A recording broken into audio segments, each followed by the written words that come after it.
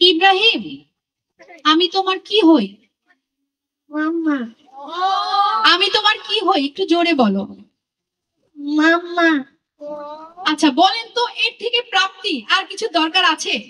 এবং এইটা হচ্ছে সবচেয়ে ছোট, একদমই ছোট।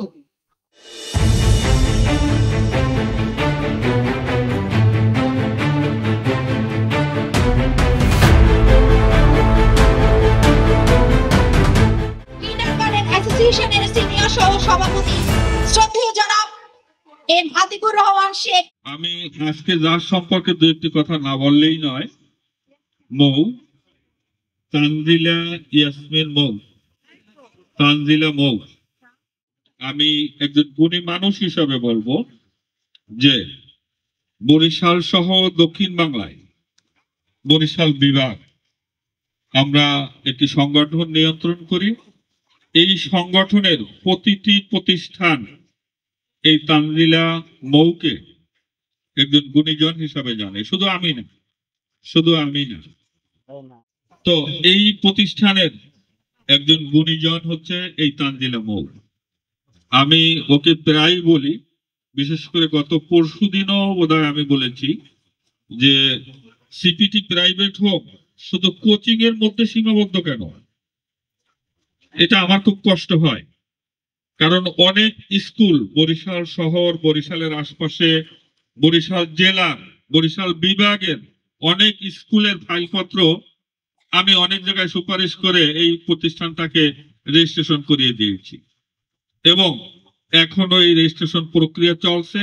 এবং একটি উল্লেখযোগ্য সময়, আমি গত পরশুদিনও তাকে বলেছি মৌকে যে তুমি কিছু কাগজপত্র ম্যানেজ করো, একটু কাগজপত্র তৈরি করো, আমি নমুনা দেখাই দিচ্ছি, তুমি এই সিপিটি প্রাইভেট হোম এই কোচিং কে স্কুলে রূপান্তরিত করো, আমি সেটার ব্যবস্থা করে দেবো ইনশাল্লাহ। এই প্রতিষ্ঠানটা এখন এতটুকু হলে হবে কি, এটার ভবিষ্যৎ অনেক, কারণ ওর মতো মেধাবী এবং গুণীজন পরিচালক পাওয়া এটা ভাগ্যের বিষয়। আসলে কি বলে কৃতজ্ঞতা প্রকাশ করব, ভাষা পাচ্ছি না। এত গুণীজনের কাছে এত ভালো ভালো কথা শুনতে কার না ভালো লাগে। আমরা দোয়া করি আমাদের মাঝে স্যার থাক, আমাদের প্রতিষ্ঠানকে একটা স্কুলের রূপ দিক, সেই আশা আমাদের।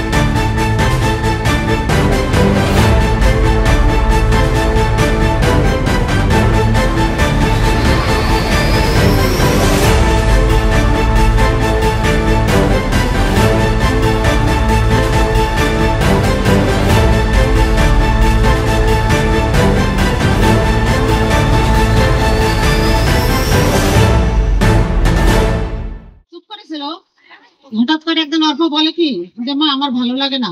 জিজ্ঞেস করলাম যে কেন বাবা তোমার ভালো লাগে না?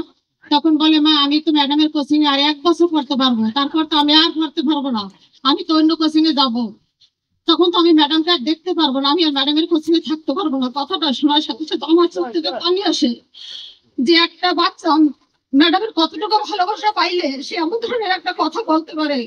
আমার মেয়ের কথাটা আমি কোনোদিনও বলতে পারবো না যে কতটুকু ভালোবাসা ম্যাডামের পেয়েছে। এবছর আমার মেয়ে অন্য প্রতিষ্ঠানে চলে যাবে, আপনারা সবাই আশীর্বাদ করবেন, কোনো মানুষ হতে পারে। অনেক বাবা মা চায় তার ছেলে ডাক্তার হোক, মেয়ে ডাক্তার হোক, কিন্তু আমার সেমন কোনো আশা নাই। আমি চাই ও যেন ভালো মানুষ হতে পারে, ম্যাডামের আদর্শ নিয়ে ও যেন বেঁচে থাকতে পারে, ও যেন মায়ের মতো না হয়, ও যেন ম্যাডামের মতো হয়। আপনাদের কাছে আমি সবাই আশীর্বাদ চাইছি, আপনি আশীর্বাদ করবেন। আমার অনেক কষ্ট লাগে, আমি মাঝে মাঝে ভাবি অনেক বছর অন্য কোথাও দেবো, কোনো ম্যাডাম কি এমন করে আপন করে কাছে ডাকবে। আমার অনেক কষ্ট হয়, আজকে আসলে সবাই আনন্দ পাইছি, তারপর আমার চোখে জল আমি ধরে রাখতে পারি না যে অন্য কোনো ম্যাডাম এত ভালোবাসবে কিনা। দুই ভাই বোন একসাথে কোচিং এ আছে, এবছর অল্প চলে যাবে, অল্প থাকবে এখানে, সবাই আশীর্বাদ করবেন ওরা যেন ভালো থাকতে পারে, সুখে থাকতে পারে। আমি ম্যাডামের দীর্ঘায়ু ও সুস্বাস্থ্য কামনা করে আমি বিদায় নিচ্ছি, সবাই ভালো থাকবে।